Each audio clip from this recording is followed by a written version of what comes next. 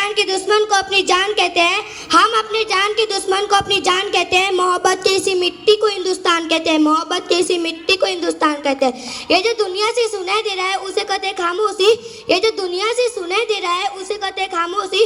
जो आंखों से दिखाई दे इसे तूफान कहते हैं, जो आंखों से दिखाई दे इसे तूफान कहते हैं। ये जो दीवार का सुराग है साहब, ये जो दीवार का सुराग है, चाइना, अमेरिका, पाकिस्तान साजिशों का हिस्सा है, मगर हम इसे अपने घर का रोशनदान कहते हैं, मगर हम इसे अपने घर का रोशनदान कहते हैं। जिला परिषद हिंदी पूर्व माध्यमिक शाला सिरपुर, मैं कक्षा 7वीं की छात्रा हूँ। मेरा नाम प्रियांशी कमलेश भावे है। मेरी कक्षा पाठिका का नाम सौ S.A. रांगडल मैम है। आज के कार्यक्रम में उपस्थित आदरणीय मंच और आदरणीय गुरुजन, वैसे ही गणमान्य गांववासियों और मेरे प्यारे भाई बहन एवं मित्रों, आज हम यहाँ 78वां स्वतंत्र दिन मनाने के लिए एकत्रित हुए हैं। आज के कार्यक्रम के उपलक्ष्य में मैं अपने कुछ विचार आपके समक्ष रखना चाहती हूँ और आपको 78वां स्वतंत्र दिन की शुभकामनाएं देती हूँ। आज़ादी का मतलब वही समझ सकता है जिसने कभी गुलामी की हो। हम सौभाग्यशाली कि हमारा जन्म स्वतंत्र भारत में हुआ। यूँ तो आज़ादी की लौ तो 1857 में ही जल चुकी थी, जो मशाल बनकर 1947 में हमारे देश को आज़ाद करे। प्राचीन, मध्यकालीन और वर्तमान भारत के उदाहरणों से मैं स्पष्ट करना चाहूंगी कि जब हम फिरंगियों के फेरों में फंस गए थे तो रंगते पसंदी छोड़ के एक आवाज से टोले के टोले उमड़ आते थे और वंदे मातरम के नारों से उनके खून में आने वाला तूफान, 5 डिग्री का तूफान, अंग्रेज शासकों में तूफान ला देता था। लोग मर जाते थे, मिट जाते थे, फांसी चढ़ जाती थी, लेकिन वे अपनी देशभक्ति साबित करते थे, क्योंकि यह उस दौर की देशभक्ति की कसौटी है।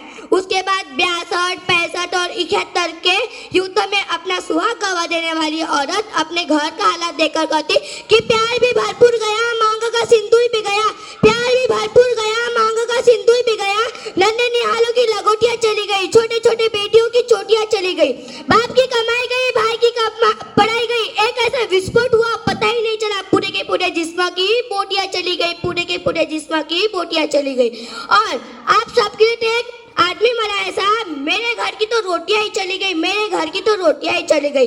इस तरह पूरा परिवार अपनी देशभक्ति साबित कर रहा होता है।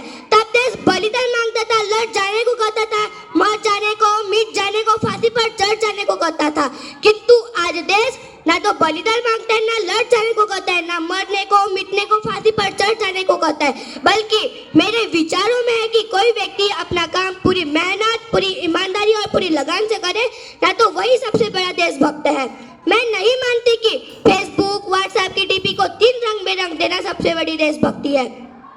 और यदि आप सब कहेंगे कि साल में 2 बार हाथों में तिरंगा ले लेना सबसे बड़ी देशभक्ति है, तो मैं आप सबसे पूछना चाहूंगी कि फुटपाथ पर रहने वाला बच्चा ट्रैफिक के छांव में नंगे पांव तिरंगा बेच रहा होता है, तो आप उसे उसकी देशभक्ति कहेंगे? नहीं, ये उसकी देशभक्ति नहीं, ये उसके पेट की भूख की शक्ति है जो उसे ऐसा करने पर मजबूर करती है। क्योंकि ना मस्जिद को जानते, ना शिवालों को जानते, ना मस्जिद को जानते, ना शिवालों को जानते। जो पेट के भूखे होते हैं वो सिर्फ भोजन की निवालों को जानते हैं, वो सिर्फ भोजन की निवालों को जानते हैं। वो वाले हालत होने के बावजूद भी माँ अपने बेटे को सरहद पर दुश्मनी की धज्जियां उड़ाने के लिए भेज देती और उसे पत्र लिखकर यह कहती कि अम्मा का खत है, बड़ी चाव से लिखी हूँ, बेटा मेरे वहाँ ना रहने से ना घबरा जाना, 1 इंच भी पीछे मत हटना, चाहे इंच कट जाए, चाहे इंच कट जाए। देशभक्ति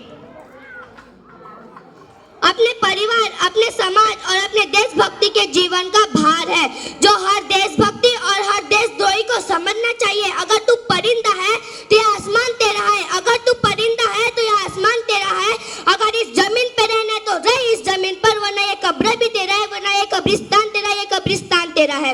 यही कहकर मैं अपने 2 शब्दों को विराम देती हूँ। जय हिंद, जय भारत।